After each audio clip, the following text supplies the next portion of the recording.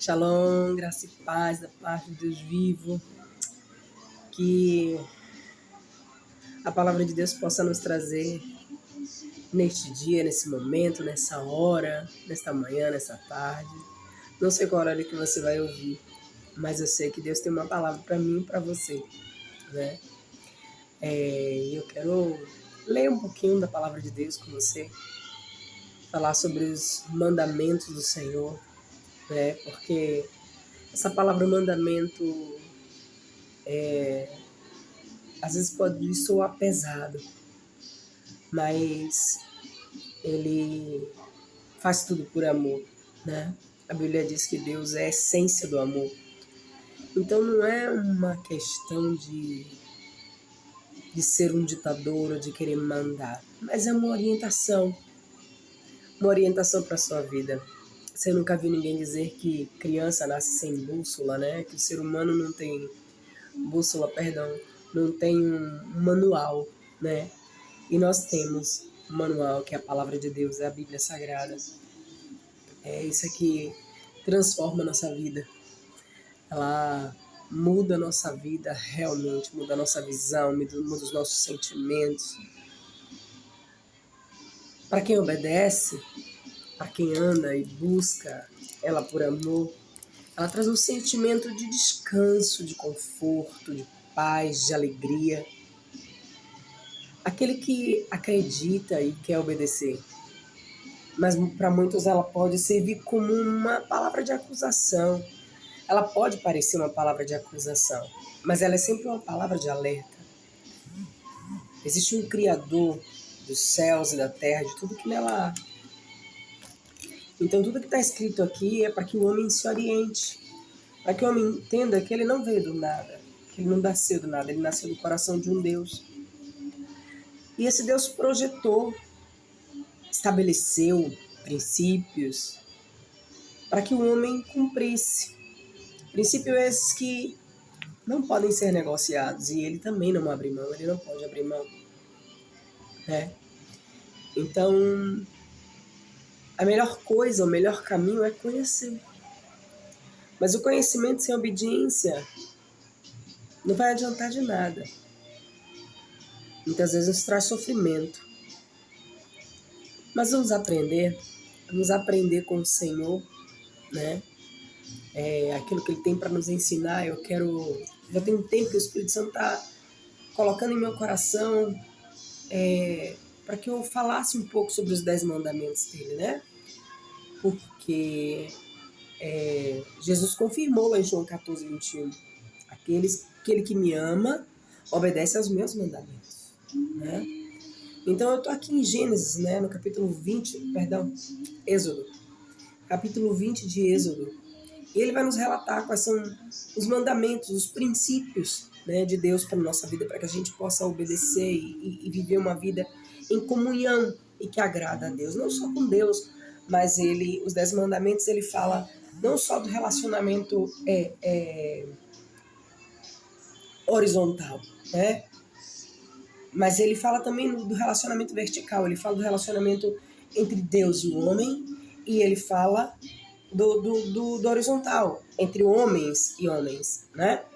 Então, vamos ver o que o livro de Êxodo, né, no capítulo 20, relata, né?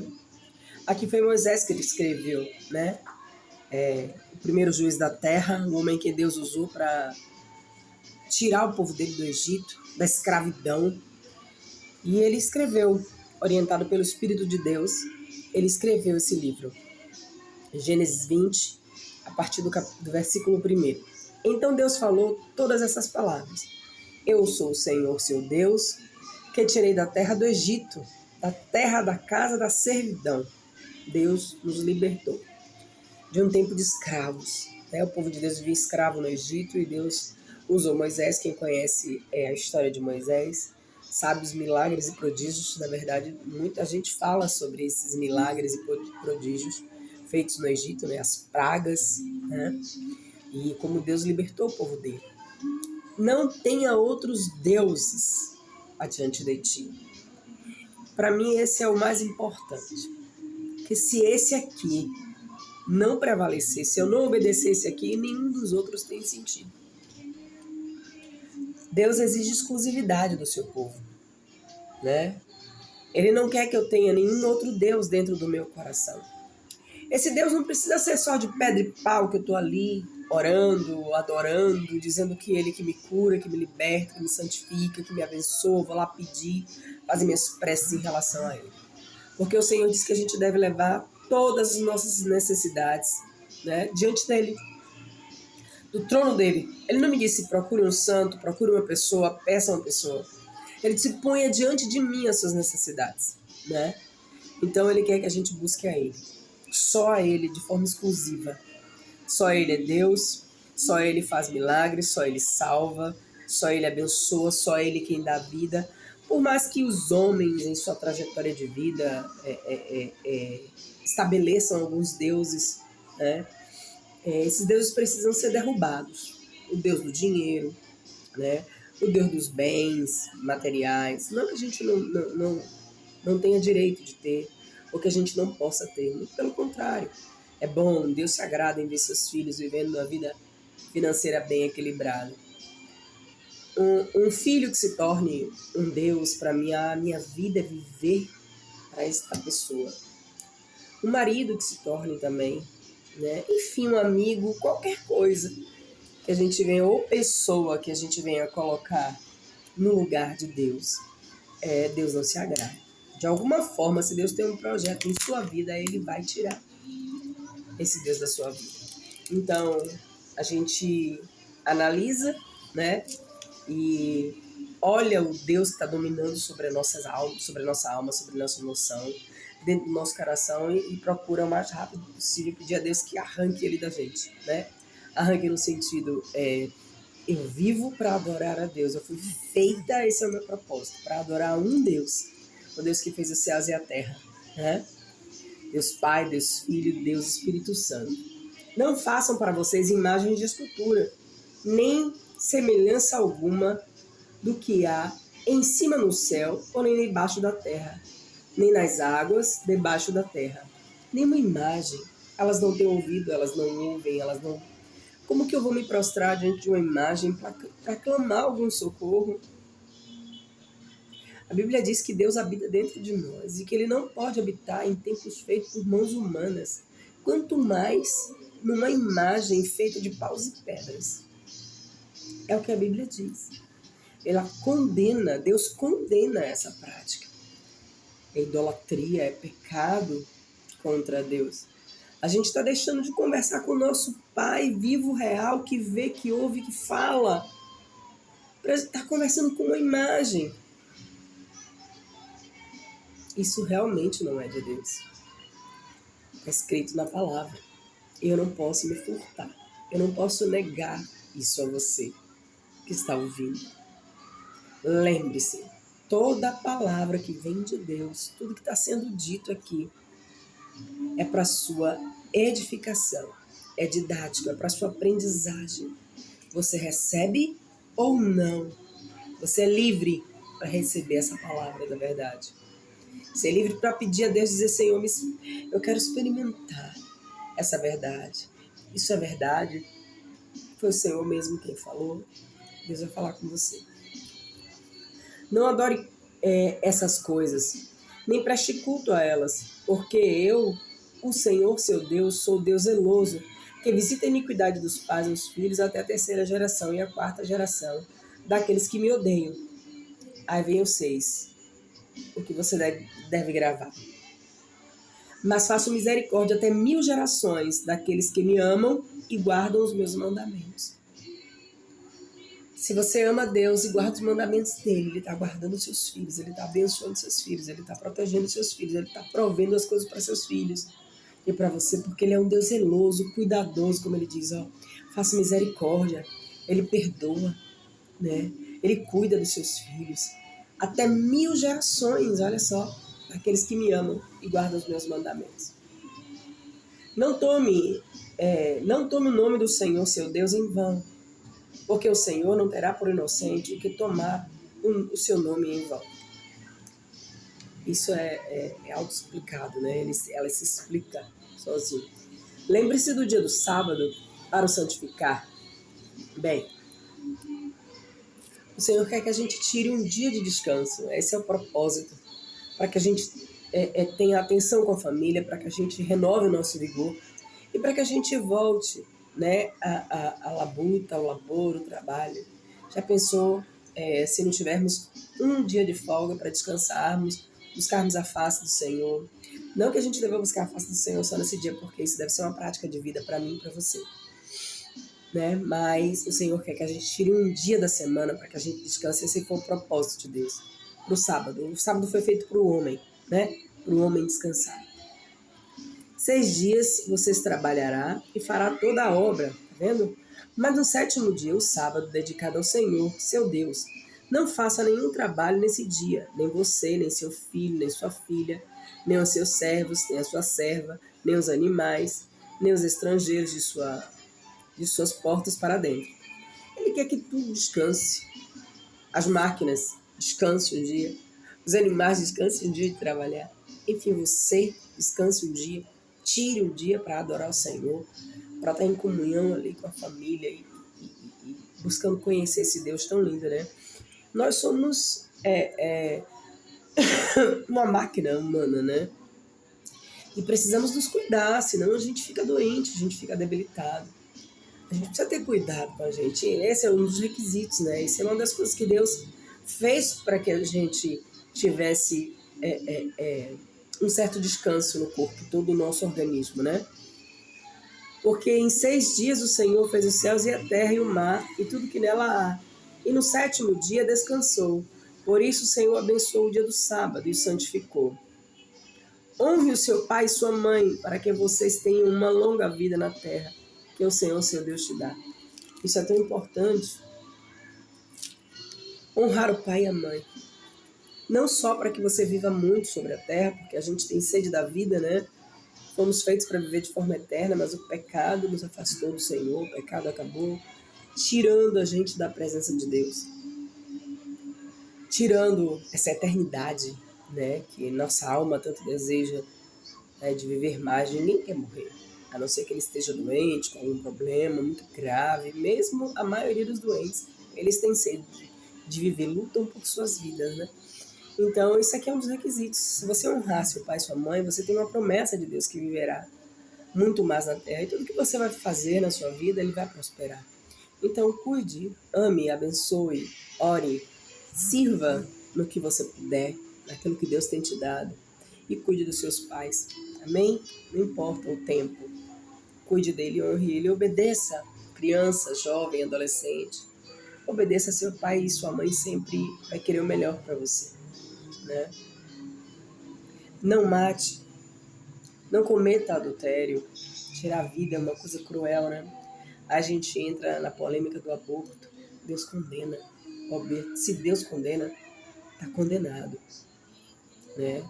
É tirar a vida, é matar um inocente, alguém que não pode se defender. Ele não tem culpa de estar ali. Ele veio, seja por um estupro, seja a situação ruim se tornou. Não importa. Conselho.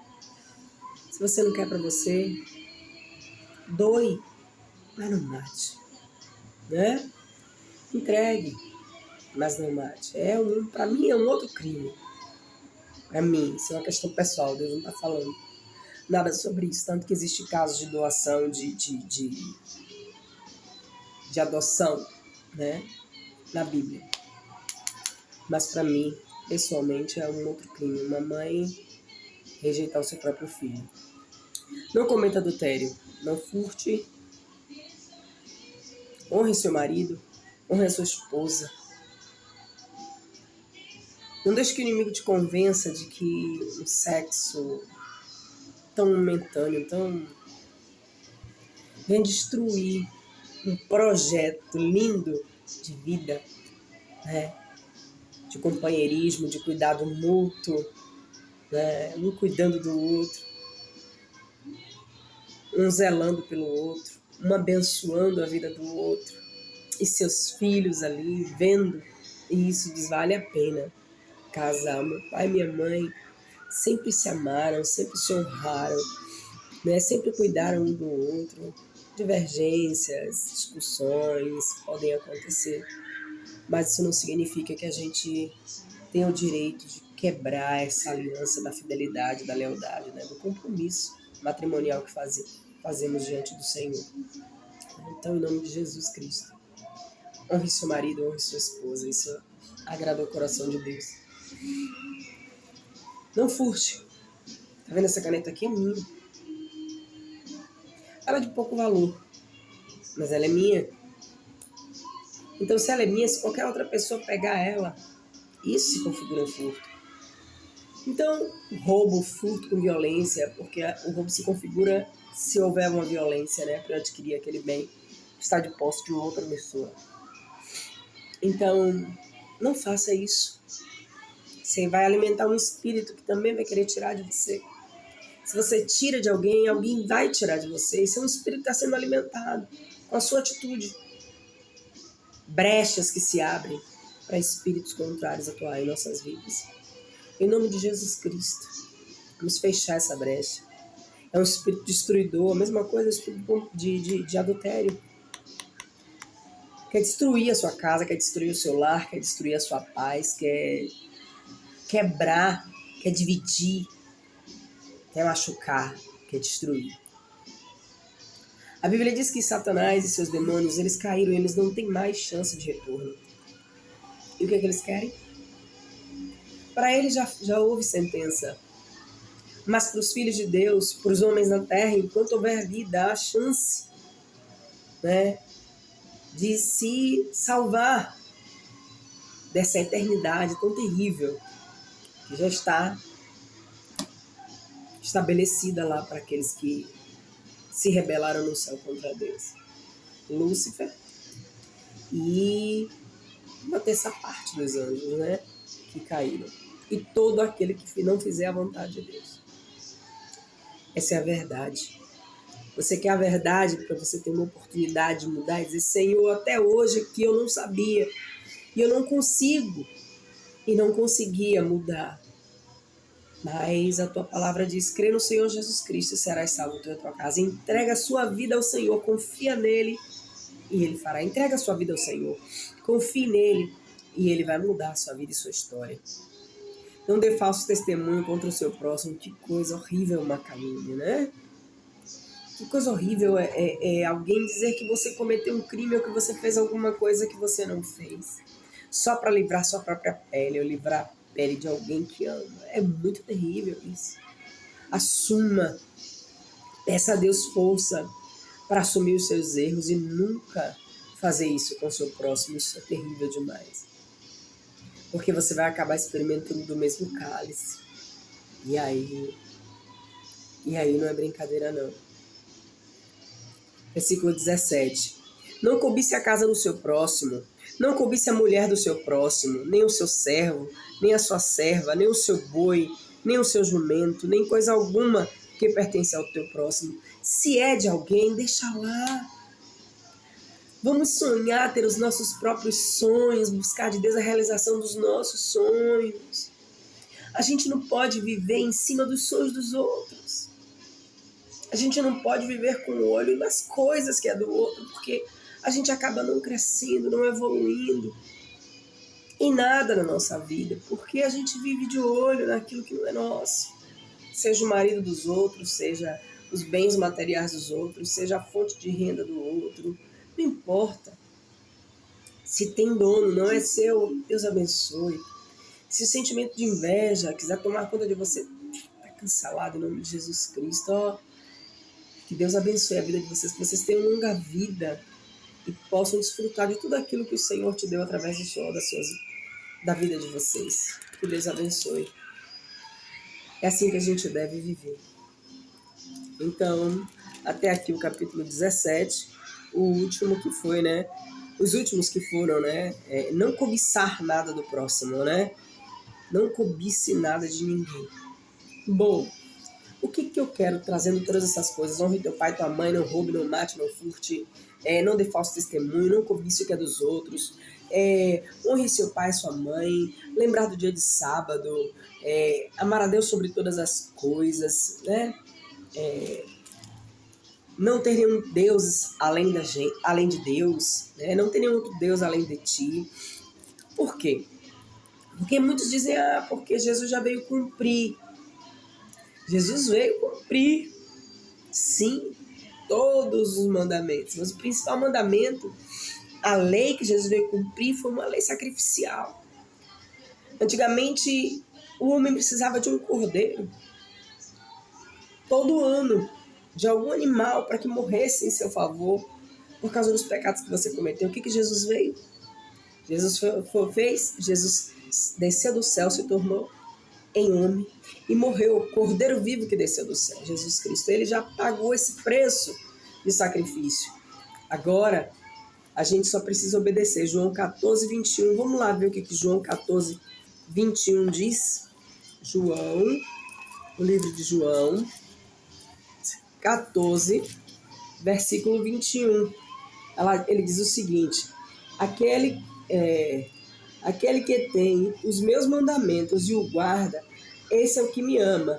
E aquele que me ama será amado do meu Pai. E eu também o amarei e me manifestarei a ele. Deus vai se manifestar para aquele que diz não ao pecado, que diz não à vontade da carne, ao mundo, e começa a praticar aquilo que Deus falou aqui no capítulo 20, sobre os mandamentos. Honrar a Deus, obedecer a pai e mãe, não roubar, não furtar, não matar, não desejar o que é dos outros, não alimentar a inveja, enfim, toda maldade, toda sujeira, a gente diz eu não quero. Eu quero viver hoje como Deus me ordenou que eu vivesse. Eu quero me aproximar de Deus, eu quero me santificar, eu quero conhecer a Jesus como Senhor e Salvador da minha vida. Então, a partir desse momento, ele fez essa promessa aqui, né? Eu me manifestarei a ele. Coisa maravilhosa é conhecer a Jesus de forma pessoal, viu? É bom demais ter essa experiência com Deus. É bom demais. Muitos já viveram essa experiência com Deus. E esse é o meu desejo, minha oração. Eu quero orar por você nesta noite. Para que você queira se aproximar de Deus. Para que você queira conhecer Deus de forma pessoal, a Jesus Cristo. Ele se revela, ele vem, ele fala com você. Pai amado, Deus querido, te louvo e te agradeço pelo privilégio de pregar a tua palavra. De falar daquilo que o Senhor falou para o homem, né?